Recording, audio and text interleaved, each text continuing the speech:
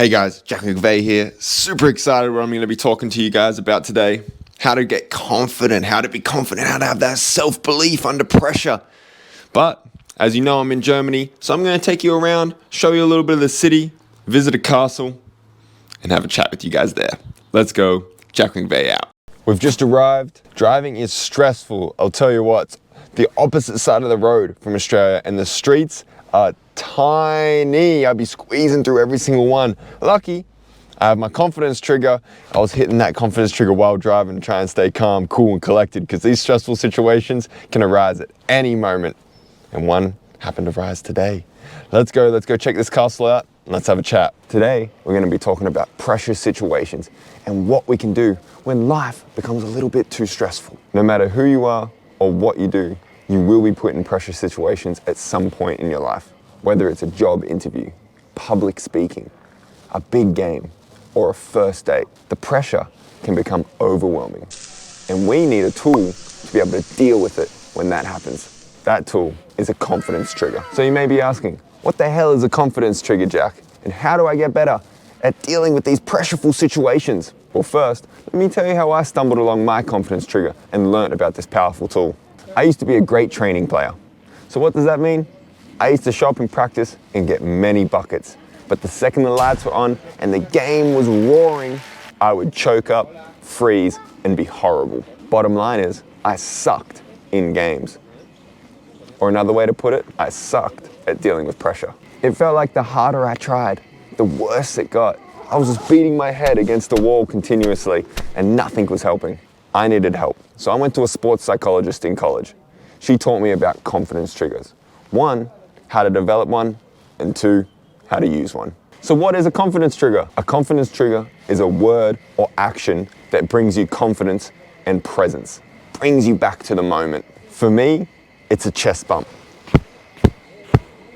Whenever I hit my chest, I feel a sense of calmness.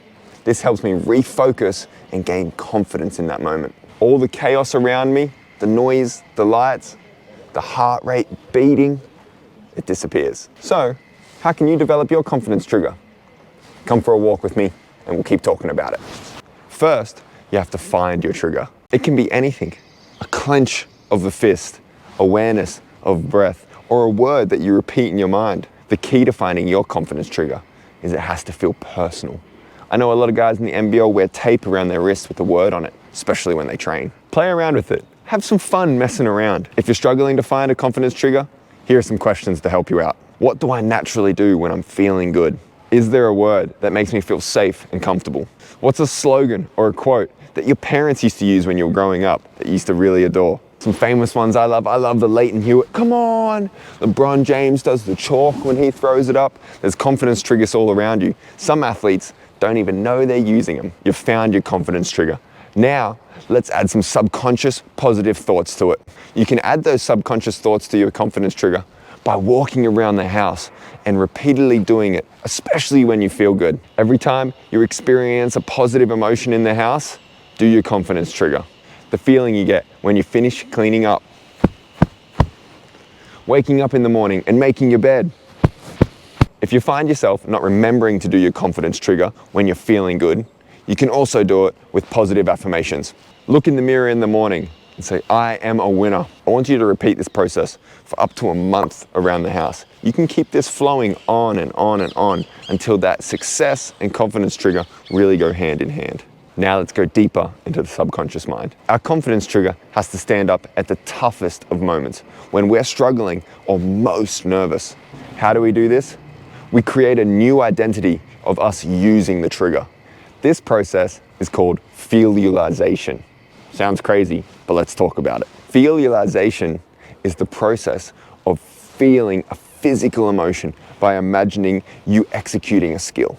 Let's do this together right now. Close your eyes. Picture the perfect moment of exactly when you need your confidence trigger. Feel it. Breathe it in. Hear the noises. For me, it's a basketball court. Game 7 of the NBA Finals. I'm stressed. The crowd is going crazy. I rise up for a shot. Boom, it goes in. The confidence trigger. Sit with this for a moment. feel it. This might take a little bit of practice to create that emotion. But if you do this for every single day for a couple of minutes, this will get easier over time. Practice this visualization daily, and this will help you create a new identity of you using your confidence trigger and succeeding. Step 4 is creating controlled, stressful environments where we get to use our confidence trigger now. Let's battle test it. These situations can be man-made. For example, doing push-ups. Grind, feel yourself build that discipline, that strength while using that confidence trigger. Put yourself in a situation where you have to make a certain amount of free throws on a basketball court and use that confidence trigger. The key to this is you want to create an environment where you succeed more than you fail. But it's also okay to fail. That's part of the learning process. If you have a job interview coming up, stare into the mirror, get someone to watch, and then use your confidence trigger. These controlled, stressful environments will help you make it unbreakable. The key to this is self-belief. You have to believe that no matter what the situation is, you and your confidence trigger can get through it together. Finally, it's go time. Start using it in pressure situations. Use it in a game. Use it in an exam. What is he doing? Use it on that first date. Get yourself uncomfortable. You've got this. The work you've put in will allow you and your confidence trigger to be ready. That's how I developed my confidence trigger and changed my career around. I believe anyone is capable of doing this, and that means you. With the confidence trigger, I believe you can conquer castles as big as this one. Give it a go. Practice it for a day, a week, a month, a year. Who knows what you're capable of? And who knows, those big pressure situations might start to feel pretty small. Leave a like, leave a comment, it helps me out a lot. I'm about to go for a walk and enjoy this castle.